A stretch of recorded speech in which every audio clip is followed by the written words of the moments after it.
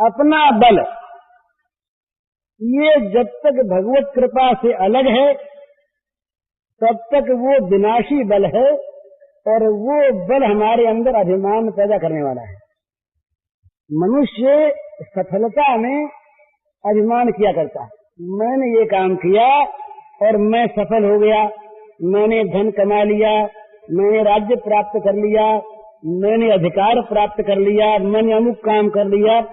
जब जब मनुष्य को सफलता मिलती है तब तक वो भगवान को भूलकर अहंकार की पूजा करता है। वो उसमें जो बल आता है काम करने का वो भगवान से आता है और भगवान की शक्ति से ही बुद्धि आती है ठीक, और उस बुद्धि से ही वो ठीक काम करता है और उस बुद्धि से काम करने पर ही सफलता मिलती है। परंतु वो भगवान की कृपा को भूल जाता है। क्या होता है, अपने बल का घमंड करके वो लगता है काम में, सफल होता है, घमंड बढ़ता है। तो जब बल चुक जाता है तो हिरण्यकशिपु का बल चुक गया, रावण का चुक गया, बड़े बड़े लोगों का चुक गया। जब बल समाप्त हुआ फिर वही भगवान की याद आती कि महाराज अब तो बल आप दो। फिर बल कहाँ से आवे? तो भाई कहने की बात यह है कि असली बात, सच्ची बात तो यह है कि जो कुछ भी हम कर सकते हैं वो भगवान की कृपा के बल से करते हैं। न कोई माने तो भाई जब तक बल है तब तक करते रहो, फिर तो उधर देखना ही पड़ेगा, क्योंकि वो शक्ति का केंद्र वहां है। वो जहां से बिजली का पावर आता है वो पावर हाउस एक है, वहां से अगर शक्ति न आवे तो चाहे बल्ब लगा रहे उसमें रोशनी होगी नहीं। तो शक्ति वहां से आती है, तो भगवान की कृपा के बिना कुछ होता नहीं। इसलिए अपने बल का भरोसा छोड़कर, अपने बल का विश्वास छोड़कर, अपने पौरुष का, अपने पुरुषार्थ का गर्व छोड़कर अपने आप को भगवान की कृपा पर निर्भर कर दे। एक और बात है, कोई आदमी अगर ये समझे कि हम तो भगवान की कृपा पर निर्भर हो गए, अब भगवान जब मिलेंगे तब मिल ही जाएंगे, प्रेम प्राप्त होगा तब हो ही जाएगा, उसके लिए हम व्याकुल क्यों हों? और व्याकुल यदि हम होते हैं तो निर्भरता कैसी? तो सच पूछिए तो व्याकुलता में और निर्भरता में कोई विरोध नहीं है। भगवान के लिए जो व्याकुल है उसके पास अपना बल नहीं है। अपना बल होता तो अपनी व्याकुलता को मिटाता किसी बल से। तो जो व्याकुल भगवान पर होगा, भगवान के लिए होगा, वो भगवान पर ही निर्भर होगा, उसके पास और कोई उपाय नहीं है। और जो निर्भर होगा भगवान पर कि भगवान की प्राप्ति भगवान की कृपा से होगी, वो भगवान की प्राप्ति के लिए निराश होकर नहीं बैठेगा, वो व्याकुल हो जाएगा। तो इससे एक बात सिद्ध ये समझ लेने की है कि जिसको भगवान की पर निर्भरता है वो आलसी नहीं है, वो साधनहीन नहीं है, वो कुछ साधन को छोड़ बैठा हो। जिसको भगवान की कृपा पर विश्वास है वो हाथ पर हाथ रख के बैठ गया, ये बात नहीं है। वो भगवान की दी हुई जितनी ताकत है उस सारी ताकत को लगाकर एक तरफ वो पूरा पूरा साधन करता है जितना उससे बन सकता है, परंतु उसके मन में उस साधन का आश्रय नहीं है, उस साधन का भरोसा नहीं है। वो साधन भी आता है कृपा से ही, तो साधन बनता भी है कृपा से ही, तो साधन में सिद्धि भी होती है कृपा से ही। ये विशेषता भगवान, एक आदमी के पास नाम जप करने के लिए जीभ है और माला है, परंतु किसी रोग से वो बेहोश हो गया। अब वो साधन और उसके पास माला और जीभ होने पर भी करे नाम जप,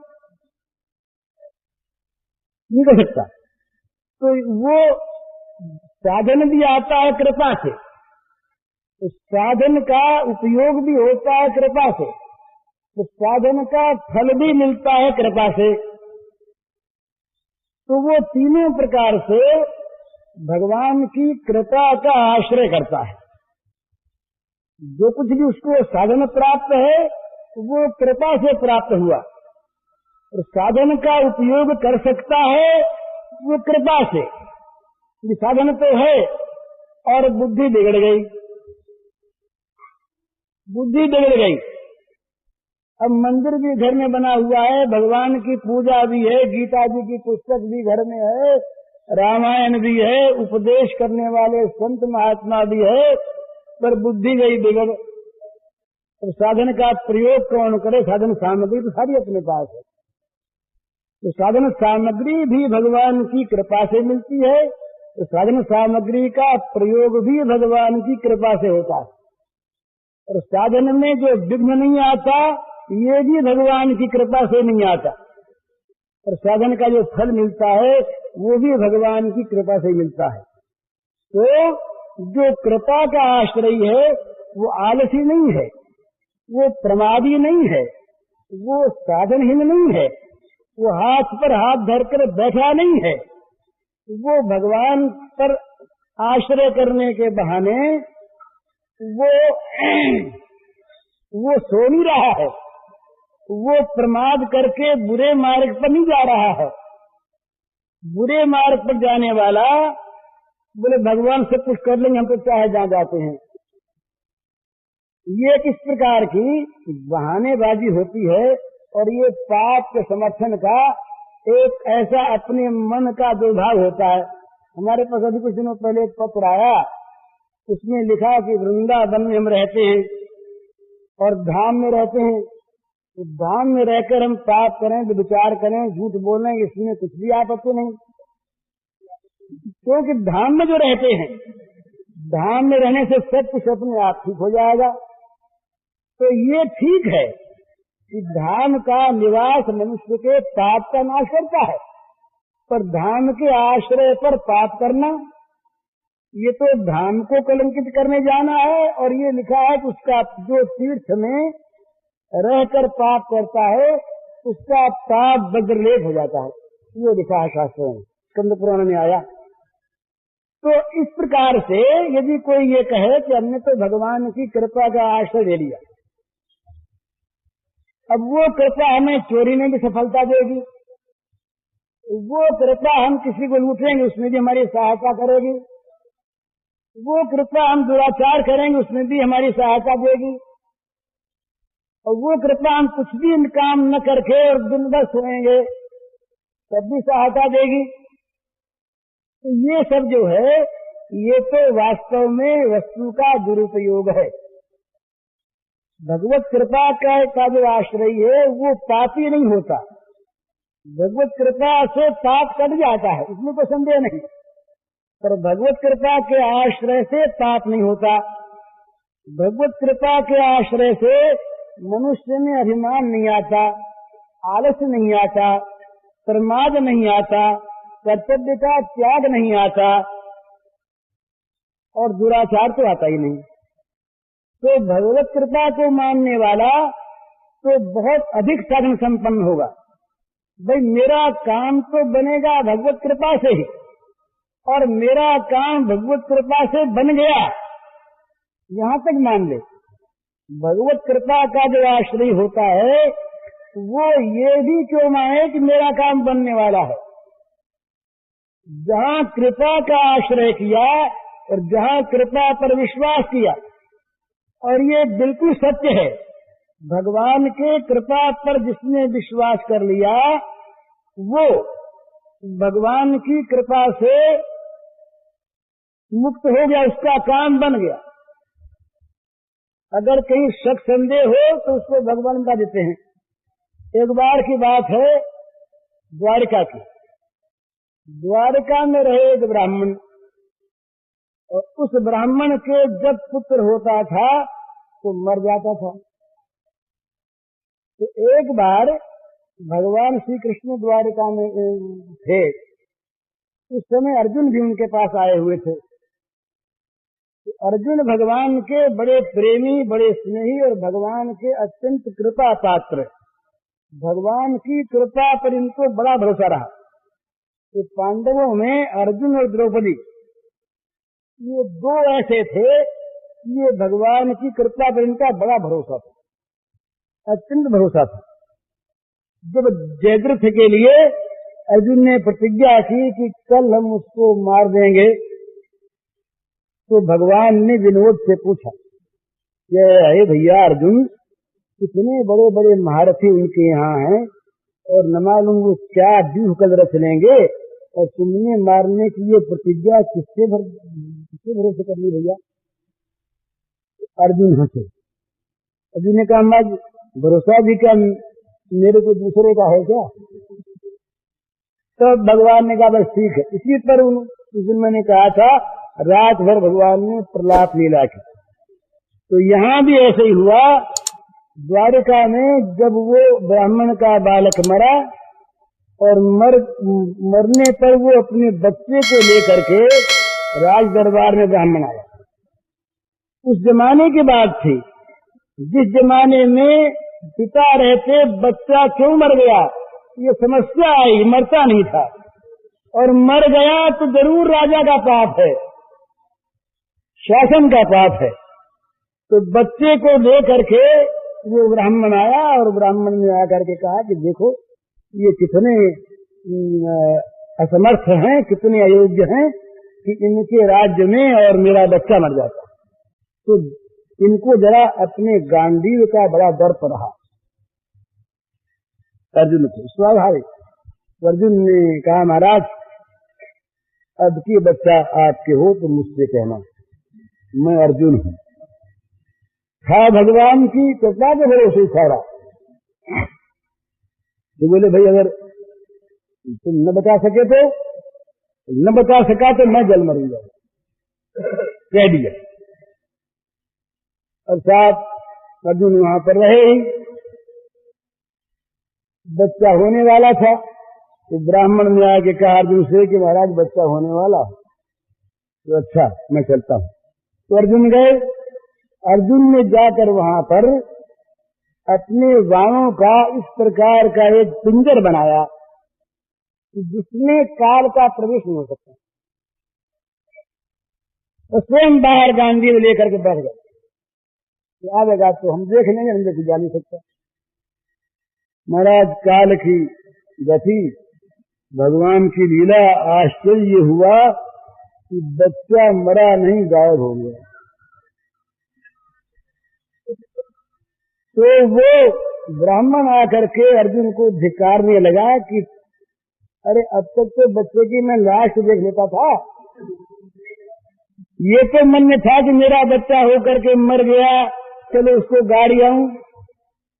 अब की बात तो तुम्हारे इंतजाम में ये हुआ कि बच्चे की लाश तक मुझे देखने को नहीं मिली, अब मैं क्या करूं?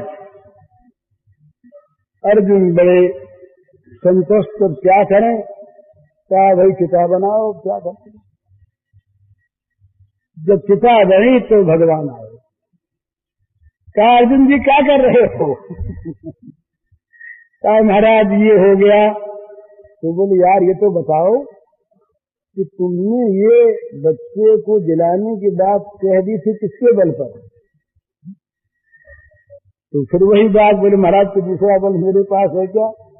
तब बोले मरते क्यों हो फिर? मैं तो हूं यहां पर अभी। साथ ले गए अर्जुन को, वहां किम पुरुष लोक में गए और लेकर बच्चे को ले आए। तो कहने का मतलब ये कि जो भगवान की कृपा का आश्रय कर लेता है, भगवान उसके हो जाते हैं और उसकी किसी चीज को भगवान असफल नहीं होने देते, पर उसी को जिसको वो चाहते हैं। वो कहते हैं कि उल्टे जल मछली चले बहो जात गजराज, जो जाको सरनो लियो ताको ताकी लाज। इस गंगा में अगर कहीं प्रवाह के सामने हाथी आ जाए तो बह जाएगा, तो जरा जरा सी वो मछलियां वो प्रवाह के सामने फर से चली जाती हैं और जल उनको जरा भी रोकता नहीं। तो क्यों? वो जो मछली है वो जल के शरणागत है, वो जल की कृपा पर वहां रहती है। तो भगवान की कृपा का जिसको भरोसा है, भगवान की कृपा का जिसको अवलंबन है, वहां पर साधन संपत्ति का जुटाना भगवान का काम और उसकी रक्षा करना भगवान का काम और उसका फल देना भगवान का काम। वो तो केवल कृपा पर निर्भर करके उनके अनुकूल चलता है, निरंतर चलने में कोताही नहीं करता, वो आलसी होकर बैठ नहीं जाता। भगवान का जो कृपा पात्र है वो तो इतना भगवान के ऊपर अपने आप को न्यौछावर कर देता है कि कहाँ मैं और कहाँ ये कृपा के सागर, मुझ पर कृपा इन्होंने की, क्या देख कर की। और सचमुच एक बात है भला, ये भगवान देख कर कृपा नहीं क्या करते, देख कर कृपा करने लगे तो हम लोगों को कोई ठिकाना लगे ही नहीं। अपनी बात में कहता हूँ कि भगवान देख कर कृपा करते मुझ पर तो न मालूम कहाँ कहाँ किस किस नरक में जाना पड़ता। पर भगवान जो हैं ये पूर्व कल का नहीं देखते, भगवान भूतकाल नहीं देखते, ये याद रखिएगा। हमारे पूर्व जीवन में हमने क्या किया है इसको भगवान देखते ही नहीं। ये हिसाब किताब भगवान के न्याय में नहीं है, बेहिसाब होती है। सच्ची बात है, भगवान की जो कृपा होती है तो ये जगत का जितना न्याय है ये कहीं रह जाता है। लोग देखते हैं कि अब तक ये ऐसा था, अब ऐसा कैसे हो गया, तो भगवान की कृपा से हो गया। तो कृपा ने कुछ सोचा नहीं कि ये क्या था, इसको हम क्या कर रहे हैं। कृपा अगर सोचना जानती होती तो वो कृपा होती ही नहीं। कृपा सोचना जानती नहीं, कृपा तो अपना काम करना जानती है, उसका काम यही है, उसका काम ये पहले क्या था कैसा था ये जरा भी कृपा नहीं देखती। कृपा देखती है केवल वर्तमान के उसके मन को, वो कृपा पर विश्वास करता है या नहीं, कृपा पर उसका भरोसा है या नहीं, इतनी ही बात कृपा देखती है। और ये देख करके जब कृपा लगती है उसके विघ्नों का नाश करने में, तो कृपा लगती है उसको संभालने में, और कृपा लगती है उसको भगवान के पास पहुंचाने में, तो फिर विलंब का काम क्या है।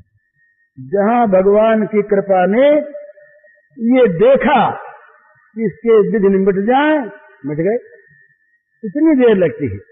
वहां तो सत्य संकल्प है। तो भगवान जब कृपा दृष्टि करके भीष्म से बोले कि भीष्म जी महाराज आप सुनाओ। भीष्म बोले महाराज आप ही सुनाओ। बोले नहीं अब तो सुनना आपसे। तो कहा महाराज सुनाऊं कैसे, मेरे तो रोम रोम में पीड़ा हो रही है। भीष्म का शरीर इस प्रकार बाणों से विद्ध हुआ था कि 2 अंगुल जगह के नहीं बची थी, ऐसा महाभारत में था। तो तमाम रोम रोम में बाण बिंधे हुए भीष्म ने कहा महाराज अपार यंत्रणा है, बोला नहीं जाता। महाराज ने जरा कृपा की आंख से देखा, कृपा की आंख से देखा, यूं देखा और देखते ही सारी पीड़ा नष्ट हो गई। ये बहुत मामूली बात है। भगवान की कृपा की आंख से देखने पर शरीर की पीड़ा नष्ट हो जाए ये कोई बहुत बड़ी चीज नहीं है। उनकी कृपा तो जिस तरफ झांक लेती है उस तरफ भगवान उसके बन जाते। कृपा भगवान को जितनी जल्दी लाती है कोई साधन नहीं लाता। जितने साधन हैं उस सारे के सारे साधन किसी न किसी प्रकार की त्रुटि रखते हैं, किसी आवश्यकता को बीच में रखते हैं। तो जो भगवान की कृपा है ये बस ऐसी है कि भगवान को पकड़ लाती है और भगवान के पास उसको ले जाती है और कहती जबरदस्ती गोद में बैठाना पड़ेगा। कि कृपा में ही ताकत है। श्रीमद् भागवत के टीका में सनातन गोस्वामी ने ये लिखा है कि भगवान की कृपा शक्ति की तुलना शक्ति से होती नहीं। कृपा शक्ति जहाँ अपना काम करने लगती है वहाँ भगवान की सारी शक्तियाँ उसके साथ होकर उस कृपा की सहायता में लग जाती है। तो भगवान की कृपा जो ऐसी है वो फिर क्यों नहीं मिलती? क्या भगवान की कृपा में वैषम्य है? एक को मिले एक को नहीं? बोलना ऐसी बात नहीं। ऊर्ध्वं सर्वभूतानां, तो फिर क्यों नहीं मिलती? इसीलिए नहीं मिलती कि उस पर विश्वास नहीं करते। कृपा पर विश्वास करो तो कृपा मिली हुई है, कृपा पर विश्वास न करो तब भी कृपा तो है ही, पर कृपा का जो सुंदर सुंदर अनुभव है वो हमें नहीं हो रहा है। एक बात सुनाई उन्होंने कि भाई एक आदमी था, वो आदमी जंगल गया था, जाके आया, कुएं पर गया, हाथ धोया तो वो भूल गया था दातुन। किसी ने नाच दतुन दे दी उसी समय, तो वो नाच उठा। तो देखो ना कितना ख्याल करते हैं, मामूली मामूली बात का दतवन में भूल गया तो पहुंचा दिया। अब वो दतवन की बात छोटी थी तो उसने उस कृपा को समझ लिया, बस समझ में आ गई कृपा, अब वो तो निहाल हो गया। इसी प्रकार से ऐसी घटनाएं हमारे जीवन में न मालूम कितनी होती हैं। अनायास उन घटनाओं को देख देख कर अगर हम उसमें भगवान की कृपा को देखें, जोड़ें, तो बस भगवान की कृपा का पद पद पर पल पल में दर्शन होगा। कितनी बार अपने जीवन, सबके जीवन में ऐसी बातें आती हैं और उसको हम उस जगह लेते नहीं। दतवन भेज दिया ना, इसी प्रकार न मालूम वो क्या क्या भेजते हैं, कैसे कैसे बचाते हैं, कैसे कैसे रक्षा करते हैं, कैसे कैसे हमको चीज देते हैं, बनाते हैं। वो मूलर ने एक ग्रंथ लिखा, उसमें लिखा है उनके यहाँ एक अनाथाश्रम था, उसमें 250 अनाथ थे। अब तो उनका बहुत बड़ा हो गया है वो, अब तो करोड़ों रुपए साल में खर्च होते हैं। वो लंगड़ा आदमी था, बड़ा भगवत विश्वासी। तो आश्रम था, अनाथ आश्रम, 250 उसमें अनाथ थे। एक दिन खाने को कुछ नहीं, पहले भी मैंने कहा था कुछ भी खाने को नहीं। तो वहां जो भंडारी था, रसोईया, खाने को देने वाला, उसने आकर के कहा कि कुछ खाने को नहीं। 9:45 बजे का सामान है नहीं, रसोई कुछ बनी नहीं, 9:45 में घंटी बजा करती है उन विद्यार्थियों के लिए, तो क्या करना? मुलन ने कहा घंटी बजा दो। उसको बड़ा आश्चर्य हुआ कि घंटी तो बजा देंगे, पर ये बच्चे खाएंगे क्या? घंटी बजा दी, 2 घंटी और बजती थी। जब 5 मिनट बाकी रही तो दूसरी घंटे का टाइम हुआ, तो फिर आया, बोले इंतजाम तो कुछ हुआ नहीं है, क्या करें? बोले घंटी बजा दो। अत्यंत सरल विश्वास से कहा घंटी बजा दो। घंटी बज गई। वो देखता है कि देखें 5 मिनट में क्या होता है, कि घंटी बजा दो। तो कह दिया, ये कह देते कि भाई कुछ देर ठहरो, इंतजाम करते हैं, बच्चे देर से आओ। उससे विश्वास नहीं था। घंटी बज गई। अब जब वो आखिरी घंटी बजने को थी, 10 बजे ठीक, 1 मिनट पहले वो आया। उसने कहा अब क्या करें? क्या घंटी बजाओ? उधर घंटी बजी, बच्चे खाने को आए, उधर सामान आ गया। और सामान लाके उसने ये कहा कि भाई एक दावत थी जगह पर, कोई पार्टी थी होटल में, और वो पार्टी किसी कारण से हुई नहीं। तो हमारे मालिक ने ये कहा कि अभी ले जाओ 10 से पहले तो बच्चों के काम आ जाए। तो हम बड़े दौड़े आए वहां से, सामान लेकर कि जिसमें काम आ जाए। अब पंक्ति बैठी और खाने को परस दिया गया। अब ये कैसे आया? उन्होंने ऐसी घटनाएं अपने जीवन की बहुत लिखी हैं। अंग्रेज है मूलर, तो ये मसले नहीं, ये तो अभी हुए हैं। तो बहुत घटनाएं लिखी हैं। तो भी वो तो 10 बजे वहां कई घंटे पहले सामान बना होगा, अब नहीं बना सामान कई घंटे पहले बना, अब तो ठीक समय पर आ गया। तो भगवान की कृपा पर जिसका विश्वास होता है, भगवान अपने आप उसको देखते हैं, और अगर नहीं आना होता तो प्रयत्न करने पर नहीं आएगा, विघ्न हो जाएगा, आया हुआ नष्ट हो जाएगा, मिला हुआ मिट जाएगा। तो दोनों में ही भगवान की कृपा काम करती है। इसलिए जो भगवान की कृपा पर विश्वास करते हैं वो 3 बात मानते हैं कि मेरे पास जो कुछ है साधन संसार का या परमार्थ का, वो भगवान की कृपा से मिला है, और मैं इस साधन के द्वारा जो कुछ कर रहा हूँ वो भगवान की कृपा से कर रहा हूँ, और इसका जो कुछ भी फल मिलने वाला है या नहीं मिलने वाला है वो भगवान की कृपा से होगा। तो साधन में कृपा, साधन के उपयोग में कृपा, और साधन के फल में कृपा, इस प्रकार निरंतर वो उस कृपा को देखता है। और कृपा को देखता हुआ करता क्या है? निरंतर उस कृपालु के अनुकूल काम करता है। ये स्वाभाविक है, जिसके हम आश्रित हैं, जिसने हम पर इतनी कृपा की, हम फिर क्या करेंगे? हम तो अपने जीवन को उसके अनुगत बना देंगे।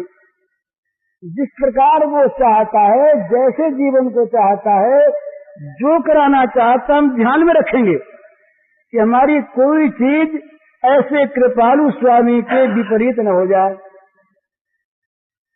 इसलिए हमारा जीवन सेवामय जीवन हो जाएगा।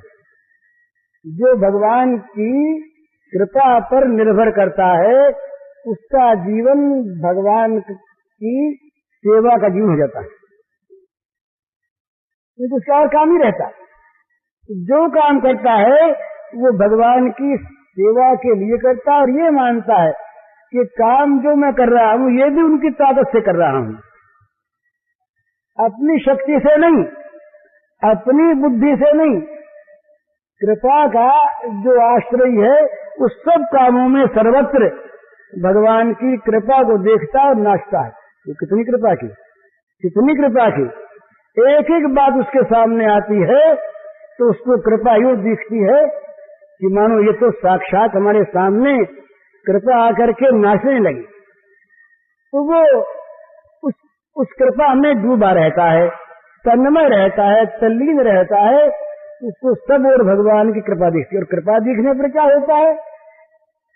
उसे चिंता और भय नहीं होता। जो भगवान का कृपा पात्र है उसको न चिंता है न उसको भय है। भगवान की कृपा अपने आप उसको संभालती है, उसका काम करती है, और जैसा जहां पर रूप दिखाना होता है दिखाती। कहीं मौत बन के आती है, कहीं मित्र बन के आती है, कहीं शत्रु बन के भी आती है। कृपा का एक रूप नहीं आने का, कृपा के विभिन्न रूप हैं, अलग अलग रूपों में आती है। पर जो पहचान लेता है उस कृपा को, वो चाहे किसी नकाब को डाल करके वो आवे, किसी वेश में आवे, वो जान लेता है कि ये कृपा आई है, कृपा आई है, और जान के उसका स्वागत करता है। वो भगवान की कृपा को पहचानता है, वो जो कृपा पर विश्वास करता है, पहचान लेता है। एक हमारे एक सज्जन थे, उनके ऐसी घटना हो गई, दुर्घटना हो गई, तो उनको हमने पत्र लिखा सांत्वना का। उन्होंने उत्तर में लिखा, इतने दिनों तक सत्संग किया मैंने, तो क्या भगवान की कृपा का इतना भी मेरे ऊपर प्रभाव नहीं पड़ा? इस घटना में मैं उनकी कृपा देखूं। बड़ी बुरी घटना थी। उनके जामाता का देहांत हो गया था, जवान लड़का था।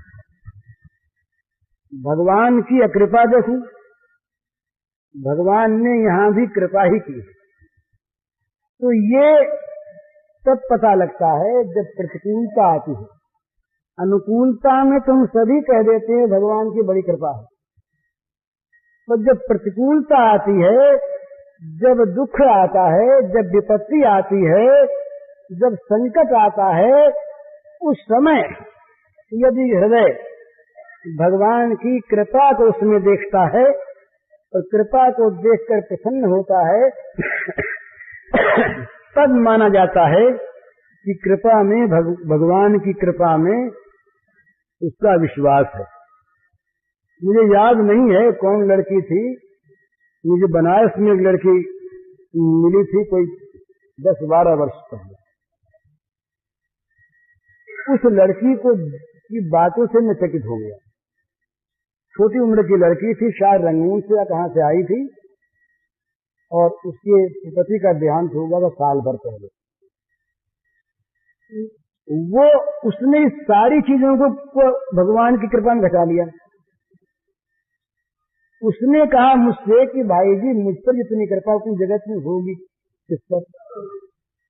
जिन विषयों को बड़े बड़े त्यागी सन्यासी लोग छोड़ा करते हैं, उन विषयों से मुझे भगवान ने दूर कर दिया। इतनी कृपा। मैं इन बच्चे वालियों को देखता हूं, ये बच्चों के लिए कितनी त्रस्त रहती हैं, रोती हैं, दुखी रहती हैं, आज बीमार हो गया, आज वो हो गया, आज हो गया, और मैं देख कितने स्वतंत्र हूं, मैं कितनी सुखी हूं। फिर न मालूम उस एक बंधन के पीछे कितने बंधन और पैदा होते, और न मालूम क्या क्या विपत्तियां मुझ पर आती। और मेरे अगर मैं अगर वैसी होती तो मेरे मन में न मालूम गहनों की शौक, कपड़ों की शौक पैदा हो जाती, और वो मुझे न मिलते तो मुझे कितना दुख होता। उसने कोई 15-20 मिनट तक वो मुझे समझाती रही, इस तरह से कि मानो उसके लिए तो सारी सुख की सामग्री भगवान ने इकट्ठी करके भेज दी है, और उस पर इतनी कृपा हुई जिसका पार नहीं। अब वो अगर रोती तो उसका वैद्य तो मिटता नहीं, वो अगर दुखी होकर कराती तो उसकी स्थिति वही रहती। किसी को गाली देती, किसी का विरोध करती तो पाप पल्ले बनता। और उसने उस सारी घटना को इस प्रकार से घटा लिया भगवान की कृपा में। ये कृपा से ही ऐसा हुआ। इसी प्रकार ये सच्ची बात है, जब बलि के धन का हरण हुआ, बलि के राज्य को भगवान ने ले लिया, स्वर्ग के राज्य को, मामूली बात नहीं। उस समय ये प्रसंग आया कि ये बलि पर भगवान ने कृपा की। अगर कृपा न करते तो क्या होता पता नहीं, इसका घमंड कितना बढ़ जाता, और ये भगवान को तो भूलता ही जगत को कितना दुख देने वाला बन जाता। बड़ी कृपा की।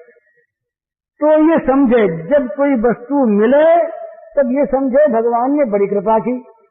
मुझ पर इतना विश्वास किया कि सेवा के लिए मुझे वस्तु सौंपी। पुत्र घर में आवे, पुत्र पैदा हो, धन हो, संपत्ति आवे, तो ये समझे भगवान की इतनी कृपा माने कि देखो ना, मुझ पर कितना विश्वास कर लिया भगवान ने कि अपनी चीज को मुझे सेवा के लिए सौंप दिया। कितना मेरा सौभाग्य।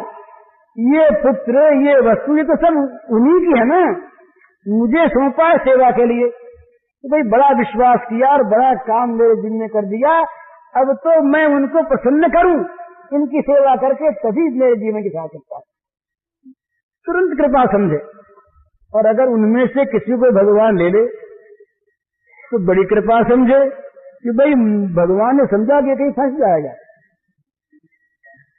इसलिए मुझे बचाने के लिए भगवान ने कृपा की है। वो बड़े कृपालु हैं।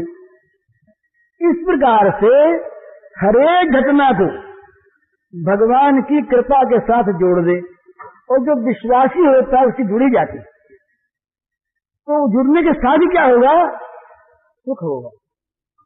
इतना सुख होगा भगवान की कृपा के साथ जोड़ लेने पर। और वस्तु के जाने का दुख नहीं होगा और वस्तु के पाने का अभिमान नहीं होगा।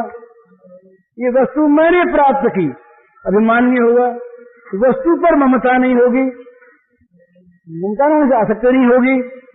वो नहीं होगी तो बंधन नहीं होगा और फिर उसके बिछुड़ने पर कभी दुख नहीं होगा।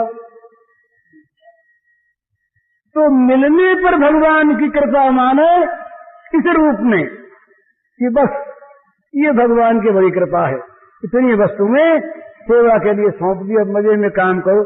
तो वो घर में रहकर महाराज बिना माया फेरे हुए और अपने बच्चों को पालता हुआ वो दिन भर भगवान की पूजा करता है। अगर ये भाव है तो दिन भर घर का प्रत्येक काम भगवान की पूजा, झाड़ू देने से लेकर जितना काम वो सब का सब भगवत पूजा, क्योंकि वो भगवान की पूजा के लिए घर में रहता है। घर भगवान का मंदिर, जितने घर के मेंबर्स वो सारे के सारे भगवान के स्वरूप, जितनी वस्तुएं वो सारी की सारी भगवान की सामग्री। हम क्या हैं? उन वस्तुओं को संभालने वाले, सेवा करने वाले, ईमानदारी के साथ सेवा करें, अपना माने नहीं। न उस घर के नफे में हमारा हक है और न उस घर की संपत्ति पर हमारा स्वामित्व है और न उस घर के तमाम मेंबरों से हमारा कोई ममत्व का संबंध है। मानो सभी राम के नाते, बस भगवान के नाते से इनका नाता है, नहीं कोई नाता नहीं, नाता कोई है ही नहीं। भगवान के संबंध से इनका संबंध है। तो कहते हैं या जग में जहाँ लगिया तनु की प्रीति प्रतीति सगाई, तो सब तुलसीदास प्रभु ही सो सिमट यत छाई। कभी इस जगत में इस शरीर की जहाँ जहाँ प्रीति है, जहाँ जहाँ प्रतीति विश्वास है और जहाँ जहाँ अपनेपन का संबंध है, आत्मीयता है, वो सारा का सारा सब जगह से सिमट कर एक भगवान में आ जाए। तो सारी वस्तुओं का संबंध, वस्तुओं के सेवन का संबंध, ये जब भगवान से हो गया तो भगवान की कृपा से भगवान ने अपनी वस्तु दी, भगवान ने अपनी कृपा से इनकी सेवा संभाल का काम सौंपा, भगवान ने अपनी कृपा से इनकी सेवा करने की शक्ति भी दी। ये शक्ति न होती सेवा करते कहां से? अब ईमानदारी भगवान ने दी कि ईमानदारी से अपना न मानते हुए, ममत्व न करते हुए, आसक्ति न करते हुए, भगवान की चीज भगवान के लिए भगवान की दी हुई शक्ति से हमारे द्वारा सेवित होती रहे बस। और जब चली जाए चीज तो बहुत आनंद। अरे हमें तो मतलब उन भगवान से है ना। तो सोचिए किसी व्यापारी के दुकान की 20 जगह ब्रांचेज हैं, शाखाएं हैं, और सब में अलग अलग मुनीम हैं, मैनेजर हैं। भाई यहाँ रुपए की लागत नहीं है और उस दुकान में लागत है। इस दुकान पर हुंडी करके उस दुकान में रुपया भिजवा दिया तो हुंडी शिकार नहीं मुनीम रोएगा क्या? दोनों दुकान मालिक की, दसों दुकान मालिक की, मालिक का रुपया रहेगा मालिक की दुकान में, हुंडी की मालिक ने तो तुरंत हम न करेंगे तो मालिक की इज्जत पर बटवा लगेगा। भाई ये क्या है? मुनीम कहीं बेईमान तो नहीं हो गया? रुपया कहाँ चला गया? क्यों हुंडी नहीं से करी? तो चीज जाएगी मालिक के यहाँ और है मालिक की, तो बड़ी प्रसन्नता के साथ वो हुंडी स्वीकार देगा, रुपए वहां भेज देगा। इसी प्रकार से जब वस्तु जाए तब समझे कि भगवान ने बड़ी कृपा की, मुझे बड़ा ईमानदार माना। वो देख रहे हैं कि रुकिए कहीं अपना तो ईमान है, इसने ये ईमानदारी की परीक्षा कर रहे हैं कि क्या बात है। जब हमारे कोई दुख आता, संकट आता, कोई वस्तु जाती है, इस समय अगर हम उसको रखना चाहते हैं या किसी चीज पर हम अपनी ममता करना चाहते हैं, अपनी मानना चाहते हैं, तो भगवान कहते हैं बेईमान हो गया। चीज हमारी थी, तुम्हें यदि सेवा के लिए, संभाल के लिए तुम मालिक बन बैठे, तुम मालिक तो रहेगा नहीं। वो चीज छिन जाएगी और बेईमानी का केस चलेगा उस पर। ये चीज रहेगी नहीं उस पर अपनी माना उसने तो छोड़ते हुए दुख होगा और बेईमानी का केस चलेगा, उसको दंड होगा। तो भगवान कभी कभी तो परीक्षा के लिए चीजों को लेते हैं और कभी कभी उसका ट्रांसफर करने के लिए अच्छी जगह ट्रांसफर करते हैं, तो चीजों को ले लेते हैं कि तुम्हें अब इससे अच्छा काम सौंपेंगे। अरे कहीं कोई आदमी कहीं पर नियुक्त है, उसको किसी अच्छे काम पर दे देंगे, कोई ऊंचे काम पर, तो क्या रहे, बड़ी अच्छी बात है। तो इसी प्रकार से प्राप्ति में और विनाश में, वियोग में और संयोग में, मिलने में और बिछुड़ने में, जन्म में और मृत्यु में, दोनों में भगवान की समान कृपा का अनुभव करे वो भगवत विश्वासी है। जो भगवान का उसको फिर कभी दुख क्यों होगा? वो तो जहां तक मालिक बना बैठा है ना, वहीं तक रोता है।